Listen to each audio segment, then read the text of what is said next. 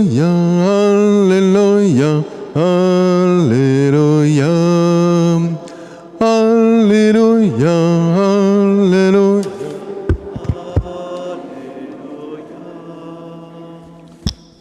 Jésus-Christ s'est fait pauvre, lui qui était riche, pour que vous deveniez riches par sa pauvreté. Alléluia, Alléluia, Alléluia, Alléluia, Alléluia, Alléluia, Alléluia. Le Seigneur soit avec vous. Évangile de Jésus-Christ selon saint Luc. Gloire à toi, Seigneur. En ce temps-là, Jésus disait aux pharisiens, « Il y avait un homme riche, vêtu de pourpre et de lin fin, qui faisait chaque jour des festins somptueux. Devant son portail gisait un pauvre, nommé Lazare. Il était couvert d'ulcères. Il aurait bien voulu se rassasier de ce qui tombait de la table du riche, mais les chiens, eux, venaient lécher ses ulcères. Or le pauvre mourut, et les anges l'emportèrent auprès d'Abraham. Le riche mourut aussi, et on l'enterra. Au séjour des morts, le riche était en proie à la torture. Levant les yeux, il vit de loin Abraham et Lazare tout près de lui. Alors il s'écria, « Père Abraham, prends pitié de moi, envoie Lazare tremper le bout de son doigt dans l'eau pour me rafraîchir la langue, car je souffre terriblement dans cette fournaise. » Abraham lui répondit, « Mon enfant, rappelle-toi, tu as reçu le bonheur pendant ta vie et Lazare le malheur pendant la sienne. Maintenant, lui, il trouve ici la consolation et toi la souffrance.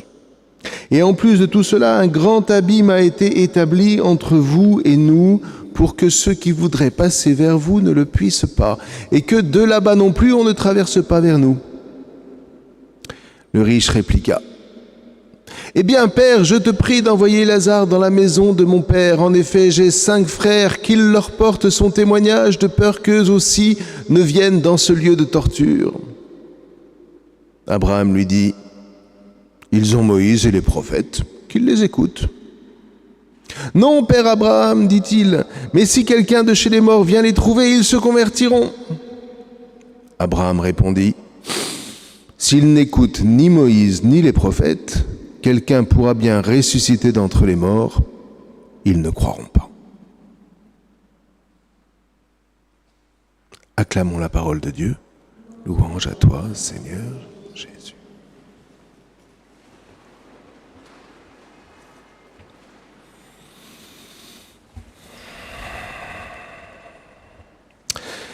Le riche est celui à qui Amos aurait pu dire « Malheur à celui qui vit bien tranquille dans Sion. » Et vous voyez, ce genre d'appel ou de rappel nous oblige à ne pas tomber dans ces espèces de facilités que personnellement j'entends plus souvent qu'à mon tour et qui ont tendance à me désespérer parfois. Il y a en nous, nous dit la Bible, en hébreu on appelle ça le Yetzer Hara. Le Yetzer Hara, c'est le mauvais penchant, si vous voulez. C'est-à-dire cette manière que nous avons, comme on disait au début de la messe, de nous faire le petit royaume dans lequel nous sommes rois. Les choses nous conviennent, où on organise les choses pour être à l'aise, pour être, comment est-ce qu'on appelle ça aujourd'hui? Dans son confort. Ah ben voilà, hein, la zone de confort. Ça dit bien ce que ça veut dire, la zone de confort. Voilà. Et quand tout d'un coup on est obligé de sortir de la zone de confort, pourquoi? Mais parce qu'il faut aller à droite, parce qu'il faut aller à gauche, parce que tout d'un coup on est mis en cause dans cette zone-là, on dit « Oh là là, c'est le diable !» Non, pas du tout. Le diable n'est pas là où l'on pense, et c'est justement une de ses caractéristiques de mentir jusque-là. Le diable, il est précisément celui qui va nous dire « Ne fais rien ». Oui, il y a un pauvre à la porte là, mais écoute, t'as autre chose à faire. t'as autre chose à faire. T'as d'autres personnes à les voir plus importantes. Voilà. Des gens que tu aimes. Les gens, non pas seulement que tu aimes, mais les gens qui t'aiment. Les gens qui t'apportent du bonheur. Voilà, ça c'est important. Et alors vous voyez, quand on ne fait pas attention, on se dit, mais voilà, c'est le Seigneur qui vraiment me donne une aura. Merci Seigneur de me permettre d'être bien dans ce monde. Et puis tous ceux qui arrivent et qui me dérangent, pof, un coup à droite, un coup à gauche, je les dégage. Et on se dit, vraiment le Seigneur est bon. Alors que c'est l'inverse. Et personnellement, dans ma vie, j'ai été suffisamment secoué pour savoir que, effectivement, vous voyez, sur le coup, on déteste ça. Mais après coup, on se rend compte que vraiment, c'était le Seigneur. Pourquoi ? Parce que cette situation qui a été désagréable à vivre nous a fait en fait grandir. Quand le Seigneur intervient, frères et sœurs, ça peut être des moments tout à fait exaltants, mais ces moments ne sont exaltants qu'à partir du moment où je sens que je grandis par lui. Et que non seulement je grandis, mais que je comprends, et qu'à travers ce que je saisis, à travers ce que je vis, à travers cette compétence chrétienne qui grandit en moi, je deviens un témoin et que je sais partager, non pas le credo en lui-même, ce qu'on appelle le kérigme, mais j'ai jamais très bien compris ce que ça voulait dire, moi, personnellement, mais non pas simplement des articles de credo qu'il faut connaître par cœur, mais une dynamique de vie, une dynamique d'amour. Mais pour ça, vous voyez, tant que vous n'avez pas été secoué, vous transmettrez rien. Ou alors vous transmettrez un truc cérébral. Ça, c'est possible, ouais. Mais quand vous avez été secoué, comme personnellement j'ai pu l'être, ou comme chacun d'entre vous, vous l'avez aussi été, alors là, oui, il y a une transmission qui se fait, mais qui part du cœur. Mais derrière, il y aura toujours ce mauvais penchant qui reviendra, voyez ? Regardez la passion du Christ. Très intéressant. On dit, là, c'est le diable qui a conduit Jésus sur la croix. Mais pas du tout. Mais pas du tout. Allons lire les évangiles. Qu'est-ce qu'a fait le diable ? C'est la tradition qui nous le dit, mais en fait, il était là pour dire à Jésus, mais qu'est-ce que t'as à vouloir à monter sur la croix ? Tu sais bien qu'il y a la petite Marie-Madeleine, là, qui t'aime bien. Mais fais en sorte que ta vie se passe beaucoup plus simplement. Fais-lui des enfants, et puis un jour tu mourras dans le lit, et puis c'est bien. Voilà, ça c'est le diable.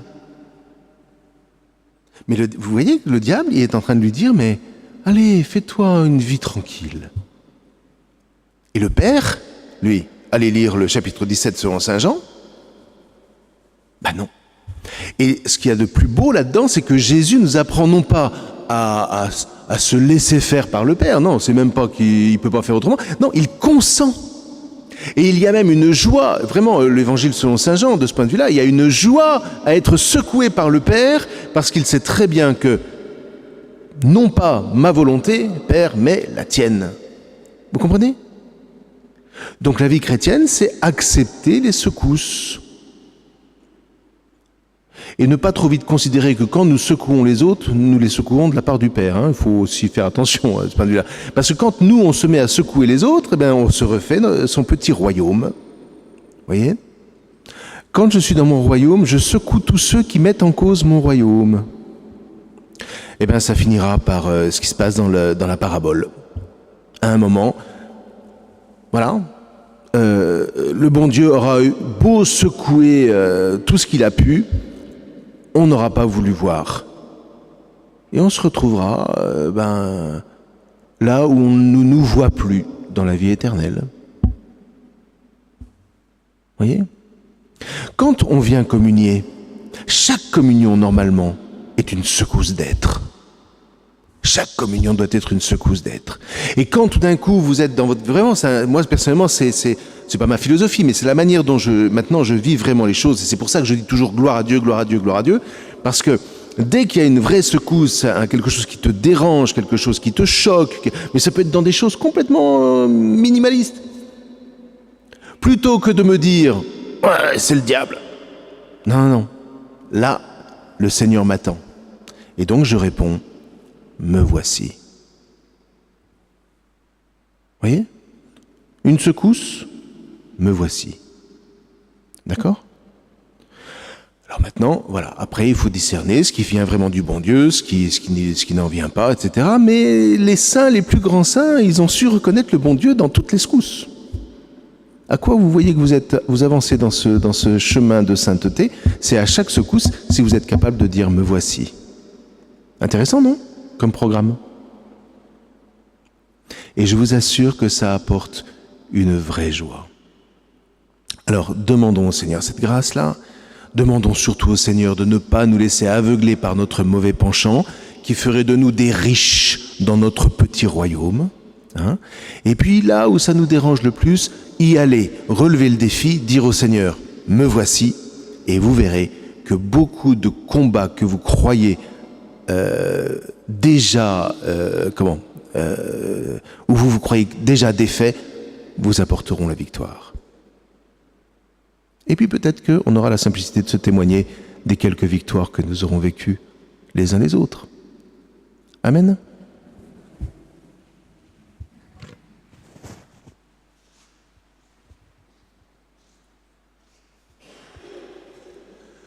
Gloire et louange à toi, Seigneur, gloire à toi, gloire et louange à toi, Seigneur, roi des rois. Gloire et louange à toi, Seigneur, gloire à toi. Et louange à toi, Seigneur, roi des rois.